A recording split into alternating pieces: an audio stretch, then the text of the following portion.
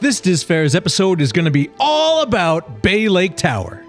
This isn't a review or some walkthrough, though there will be shots of its different rooms and just about everything about the resort will be covered, including its history and unique features. So sit back and relax, because there's more to this scenic resort than you likely imagined. Okay, so even though this episode is about Bay Lake Tower, it's impossible to tell its story without explaining some things about its adjoining and older neighbor, Disney's contemporary resort.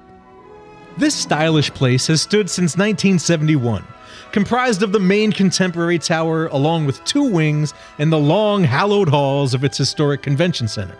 I say historic because it's where Nixon gave his famous "I am not a crook" speech. Because people have got to know whether or not their president's a crook. Well, I'm not a crook. I've earned everything I've got. President? Yes, sir. However, in 2007, while the South Garden Wing stood amid the gentle lake breezes and rustling leaves, as it still does today, the Contemporary Resort's North Garden Wing, home to several hundred rooms, fun playground, Disney's racket club, and waiting pool, was being reduced to rubble in order to make way for Bay Lake Tower. The new construction wasn't referred to as Bay Lake Tower at the time, but rather as the Kingdom Tower, which the public found fascinating. The name still sparks the imagination, and at the time it excited Disney fans with the infinite possibilities of what such a resort could possibly be. A Kingdom Tower right next door to the Magic Kingdom? What would it look like? How tall was it going to be? Would there be new restaurants? What were they going to put inside? How were the rooms going to be designed? Whoa! Wow! DVC didn't begin selling points until the later half of 2008, a mere week after the unveiling news of Bay Lake Tower, or BLT as some Disney Vacation Club members call it. But a BLT is something I remember older people ordering in diners until it went out of fashion sometime after the new millennium. Pork bellies, which is used to make bacon, which you might find in a bacon and lettuce and tomato sandwich. So I always call it Bay Lake Tower. Thank you very much. Okay, let me reel this in here. Now, there are many who don't care for the tower and don't feel it fits with the typical Disney aesthetic. Some say they don't like it because it feels aloof, cold, even businesslike. But it is truly a piece of art in and of itself. Dreamed, concocted, and designed by a brilliant man. This guy, Charles Gwathmey. And I really hope I'm saying his name correctly. He was a fascinating and amazing architect. He expertly honed his craft and worked his whole life within the contemporary motif. All of the so-called metals that you say look so refined are all available products that have other value implications aesthetically that have been placed upon them, right? And what we have tried to deal with is to take these materials and re-involve them perceptually, put them in a different context, and they take on a new life. And therefore, you identify them as being fancy. He was known as one of the New York Five, the term referencing a group of New York-based architects featured in the prominent 1972 book, Five Architects. Ooh, look at me in my bad self. Apparently, if you're in the field of architecture, you would already know all about this. But I'm not, and you're statistically unlikely to be watching this and be an architect. There are only about 116,000 in the United States, so I feel there's reason to further explain. So yeah, Charles Gwathmey was the son of the American painter Robert Gwathmey and the photographer Rosalie Gwathmey, both extremely talented and highly regarded artists. Charles received an impressive array of artistic schooling in New York, before moving on to earn his Master of Architecture degree from Yale, where he also won the William Wirt Winchester Fellowship, as well as the Fulbright Grant. If you'll excuse me, I'm late for my club. I really can't express enough just how brilliant of an architect he was without devoting a whole episode to him, but here are a few examples of his work. He designed the Astor Place Tower in Manhattan's East Village, the Ron Brown Building, also in New York, and the Museum of Contemporary Art in Miami, to name just a few highlights of his works. He designed the Bay Lake Tower near the end of his life, a culmination of his expertise executed in a dazzling array of linear and curved lines. I don't know if he ever got to actually lay his eyes on the tower because he unfortunately developed health issues and passed away the day before the opening of Bay Lake Tower on August 4th, 2009. So Bay Lake Tower is actually walking distance to the Magic Kingdom. In fact, depending on your gait, pace, and height, it takes 5 to 10 minutes from door to gate, relatively. A lot of people, videos, and websites like to call Bay Lake Tower the 7th DVC resort, but this isn't technically true. The Polynesian and Grand Floridian were around long before Bay Lake Tower was constructed, yet the two of them are numbered lower on the DVC list because you couldn't buy direct points for them, though you could have used DVC points to stay there, so, you know. According to my research, though, Bay Lake Tower is the 25th Disney World resort, which I guess isn't that particularly exciting of a number for some people. In any case, Bay Lake Tower has always been a highly regarded Disney Vacation Club resort. However, anyone can book a room with a cash reservation. They offered me what I couldn't refuse. Money. Just in case you don't already know or have visited, Bay Lake Tower connects to the Disney's Contemporary Resort via the winding Sky Bridge. The Sky Bridge is on Bay Lake Tower's 5th floor and conveniently connects to the Contemporary Resort's 4th floor. Furthermore, if you're into fun facts, there are reportedly 167 miles worth of post-tensioning cable running through the concrete of Bay Lake Tower, which is enough cable to run to Vero Beach and back again. It has the Bay Cove Pool with accompanying 20-foot water slide. There's also a water feature play area, pool bar, and also what they call a whirlpool, which seems a bit disingenuous because it's a hot tub. Whirlpool makes me think the water would, actually whirl around. But that's not Disney's fault. I mean, the term whirlpool in place for hot tub has been a grammatical misnomer for some time, likely because of the Whirlpool brand making their own line of hot tubs. Beside the pool area, near the beach, are cabanas for rent, which I've never even come close to using, let alone know they were there.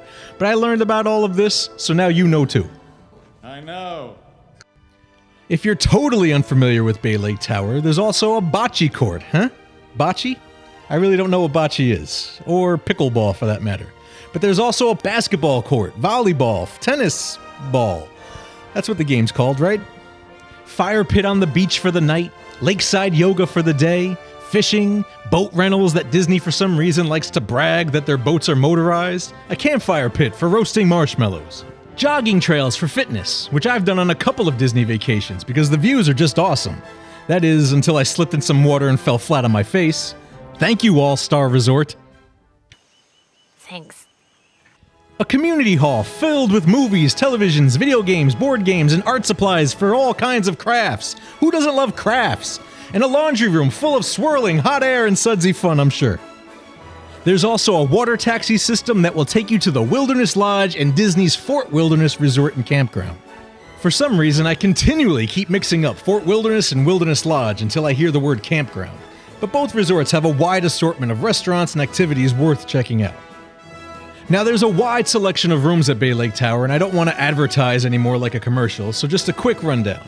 There are 1-bedroom, 2-bedroom, and studio rooms, as well as what are called grand villas, which me and my friend Tom got to personally tour and take footage of in an impromptu adventure because of this guy. I think he said his name was Ray. A great guy who's great at his job and does it with a quick wit and infectious smile. Come, show me the smile. So all of these types of units offer a selection of views, each offering an alteration in price. There's the cleverly titled Standard View, meaning you're likely on the lower floor not looking at very much. Then there are the rooms with views of the Magic Kingdom. You'll get either a Cinderella Castle or Space Mountain view, possibly both. And then there's the obvious Bay Lake view, offering a view of the shimmering lake namesake. However, all Bay Lake Tower guests get a sort of exclusive feel. On top of all of the Bay Lake facilities and features, you get access to all of the Contemporary Resorts' facilities. And yet, none of the Contemporary guests are allowed to use Bay Lake's features, which isn't exactly fair, but when in Rome, or Disney property, or whatever. Like pretty much all Disney World resorts now, the Bay Lake Tower's pool is controlled by a key card system. And I'm not exactly sure what sort of riffraff the card system excludes at any of the Disney resorts, but I'm certain that no one in a position of power over that decision cares about my opinion. I mean, and I could very well be wrong. Maybe there's a whimsical, dripping wet vandal who pool hops along the monorail system that I have absolutely no knowledge about. The trade-off with a Contemporary Tower may be that it has some of the bestest stuff, including all of the restaurants. There's the new Steakhouse 71, formerly The Wave, the California Grill with its exquisite menu and stunning view, Chef Mickey's, Contempo Cafe, the Outer Rim, the Sandbar, and the Contemporary Grounds, which I'm not big on puns, but this one does make me smirk. Which, Contemporary Grounds may be your most important resort hotspot if you're the sort of morning person who needs coffee, like myself. And coffee. All right, a quick cup of coffee. The rooms offer free coffee, like all Disney resorts, but there's a certain magic in getting a coffee while you're on vacation. That's probably why all of the parks have their own Starbucks, no matter how Disney sometimes tries to disguise them. I know Creature Comforts is a Starbucks, Animal Kingdom. You hear me. Hello? Can you hear me? Yes, I can. Stop that banging. The Contemporary Tower also has all of the nifty gift shops. A typical market, every resort has one.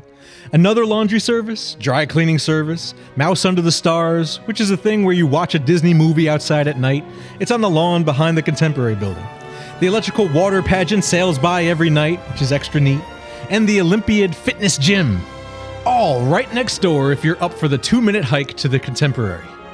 If you're hungry and jealously looking out the window at the Contemporary Tower, you have every right to be riled. In the past, you could have simply called room service, where all of the food was prepared at the Wave and brought directly to your room.